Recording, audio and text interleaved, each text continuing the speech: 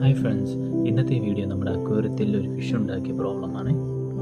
ശ്രദ്ധിച്ച് നോക്കി കാണാൻ നമ്മുടെ ഈ ഒരു ഫിഷിന് ഒട്ടും നീന്താൻ കഴിയുന്നില്ല. അതേപോലെ തന്നെ ഈ ഒരു ഫിഷിനെ നോക്കിക്കഴിഞ്ഞ് കഴിഞ്ഞാൽ ഇതിൻ്റെ ടെയിലും നല്ല രീതിക്ക് ഡാമേജ് ആക്കിയിട്ടുണ്ട്.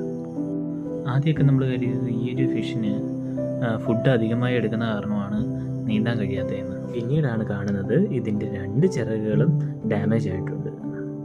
അതേപോലെ തന്നെ ഏഞ്ചലിൻ്റെയും ടെയിൽസിനൊക്കെ ചെറിയ ഡാമേജസ് ഒക്കെ വന്നിട്ടുണ്ട്.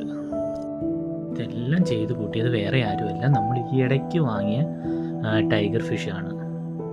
ഏത് ഇനമാണെന്ന് എനിക്ക് കറക്റ്റ് ഐഡിയ ഇല്ല, എങ്കിലും ഇവനാണ് നമ്മൾ 2 days ആയിട്ട് ഇവനെ നിരീക്ഷിച്ചിട്ട് ലാസ്റ്റ് കിട്ടിയ ഒരു ആളാണ്. നമ്മൾ അതേപോലെ തന്നെ ഇവനെ എപ്പോഴേ തന്നെ റിമൂവ് ചെയ്തിട്ടുണ്ട് നമ്മുടെ ടാങ്കിൽ നിന്നും.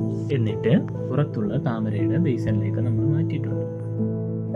സോ ഫ്രണ്ട്സ്, നമ്മുടെ വീഡിയോ ഇത്രയേ ഉള്ളൂ. Thank you.